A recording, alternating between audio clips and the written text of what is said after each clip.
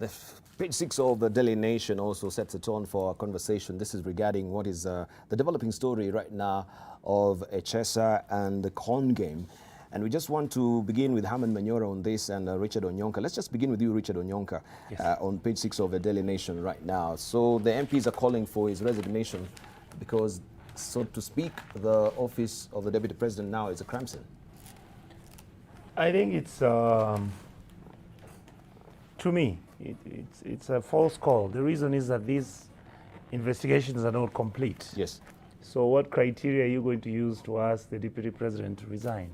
I think what we should be asking is, can the DCI and DPP and all these institutions which have been given the responsibility of investigating such matters investigate expeditiously and come to a reasonable conclusion as to what exactly happened? Mm-hmm. The only unfortunate thing is that this matter borders on national security, yes, for the simple reason that if you look, for example, on the items and the equipment which was being purchased, I'm a worried man. Mm-hmm. Number one, why would somebody want, if it is true, if it is just the normal fraud that Kenyans engage in, then it has, of course, a different dimension. But why would somebody want to buy GSM disabling equipment, which is supposed to destabilize, to disable all mobile telephony in a certain area? Why is a private individual participating in an exercise which we know all equipment military is always purchased by the military? Who facilitated him to make these visits to Poland? Many names have come up, right? You have the name of the daughter of the Deputy President, his son. Is it true that they were actually involved? The two individuals who are claiming that Echesa had conned them off 11 million, who are they? There's so much that is left unanswered that I think it would be unfair for somebody right now to start talking about the Deputy President resigning and blah, blah, blah. Mm-hmm. So my feeling is, let us allow the investigative arms to do their job. Let us make sure that they are thorough, and if possible, let them inform the public as the situation is being handled without jeopardizing or prejudicing the innocent until proven guilty principle in the prosecution of such matters. Mm-hmm. So my honest feeling is that this is a weighty issue. Who was going to give the money, the 40 billion? Is this a true deal, or this is basically, as I said, the normal fraud activities that take place in Kenya, where this time it is a matter of gold, tomorrow is a matter of arms, another day is going to be a matter of computers. Remember, all these things have been going on over and over, and I think something finally has to be done about it, and conclusively. Thank you. All right, the front page of the Standard as well. Call in 23 minutes, and the Deputy President is wondering, why always me? Under fire, Deputy President William Ruto admits fraudsters attempting to con foreign arms dealers met in his office for 23 minutes, but challenges detectives to investigate other government offices, including Department of Defense, to get to the heart of the scandal. Let's hear from Herman Manyora. You know, Debarl, I hope Ruto's opponents have not run out of steam and they can go this low if this is politics. Because really, many things don't make sense, like Richard has said. A lot of things here don't make sense. The country will really have gone to the dogs. If we can talk about military equipment as if we are talking about the purchase of Mandazi, honestly, the country will have gone bad. But again, I remember 2003 or thereabouts. I saw Uhuru dressed in a long coat, looking very smart. I think London was very cold then. Mm-hmm. They were following on Anglo-Leasing. Nothing has come out of it this many years later. We have gone like that. Recently, we had the gold scandal. I want to call out the DCI. What does he imagine Kenyans are? He thinks we are fools? Let them not take us as if we are idiots. If they have something on somebody, please can they get the truth and prosecute a case in a manner ordinary Kenyans like me and Onyonka here and Sholei can see there's something they are doing. If this thing were true, I suspect it's not true. But if it were true, it's something you can get to the root in just a matter of hours. You look at the DP's telephone, HSR's, CCTV, in one day you have it wrapped up, round up somebody, and if it is linked to the DP, he will obviously resign. He won't even be told. Because the truth is, how do we run our offices here? Any of these government installations. I also go there. Anybody can go there. Anybody can go to the DP's office and go to the boardroom. That's nothing. You can't use that to link it to the DP and say you want to prosecute him. That would be foolish. You see, in other countries, they are serious. There are certain installations you can't just enter. This is Kenya. How many of us go any of these sensitive places and you don't even see a check there? So it is possible that former minister can, in order to build up a story to con somebody, enter Arambe House Annex, go to the boardroom. It's also possible that a few of Ruto's friends or aides are involved. I don't think it will go to the level of calling for his resignation. But what I'm saying, we want to call out the men and women in charge of these kind of things in this country, DCI and the rest. Please don't take Kenyans for a ride. Some of these things you investigate are so simple that I'm not trained. If you gave me this case here, within 2 days, I'll give you everything wrapped up. I'll tell you this is rubbish, go away. If you are using this for politics, I have seen it. If there is sense in it, if there's substance, I will add it myself, and I'm not trained.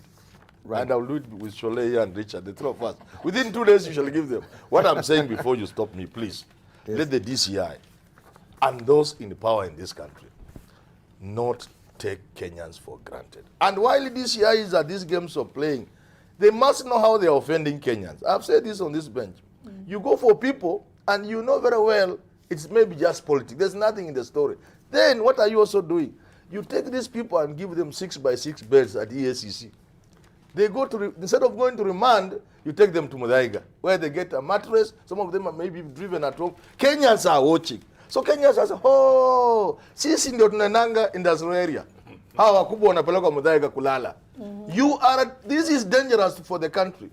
Let me tell you, because I must tell you and tell the country, and tell the president and DCI, don't push Kenyans into doing bad things in this country. The people who will pay for it are these people who think they are playing games. If somebody is guilty, go for him, do the investigations. By the time you arrest him, you have sufficient evidence to begin a prosecution. Not these games we are being played around with the DCI.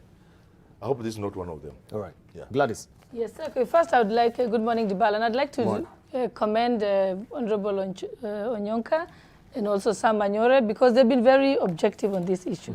And that is really what we are calling the country to do. I think if you look at this headline by the Standard, the only person we should be asking to resign is the editor of the Standard newspaper.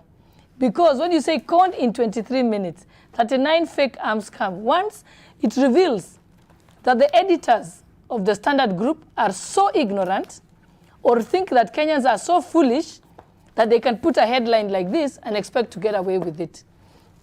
First of all, we know if they did a little research, they would find out how money is spent in government.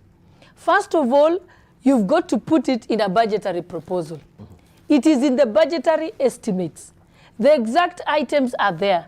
The amounts are there to the extent with which the law permits the National Security Committee to be able to put it there.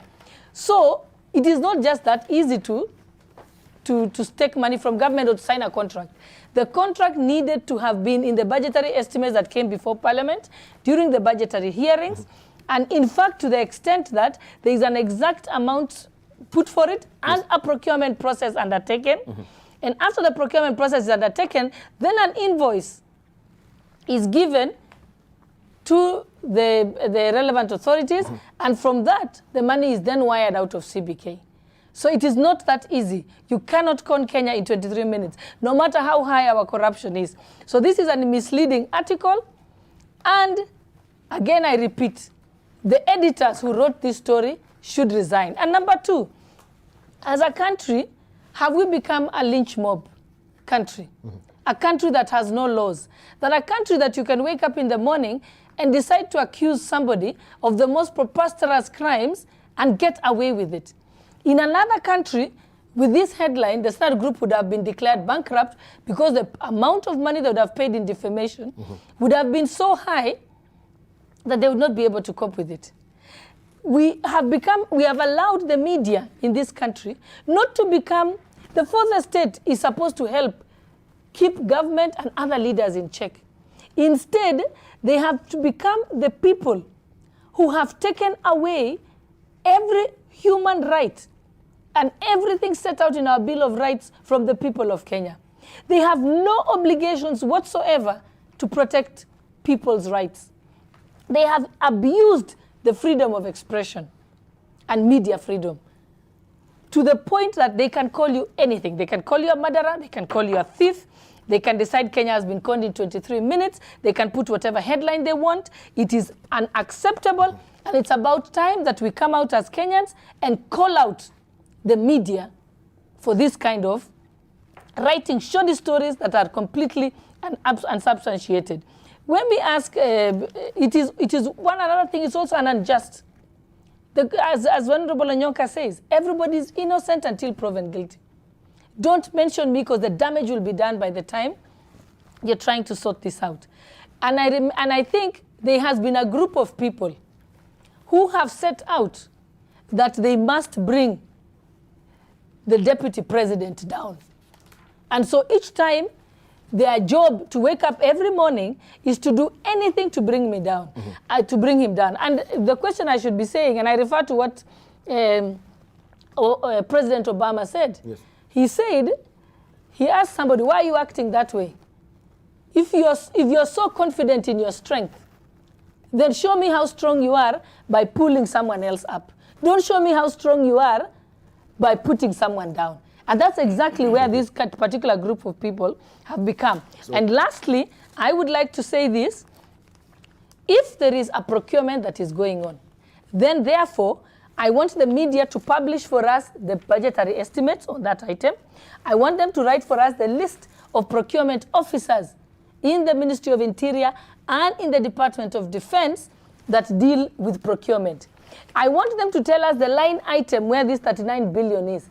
I want them to tell us who are the responsible officers, because I can do that. It takes minutes to find that out. It tells you clearly, it goes to the IFMI system.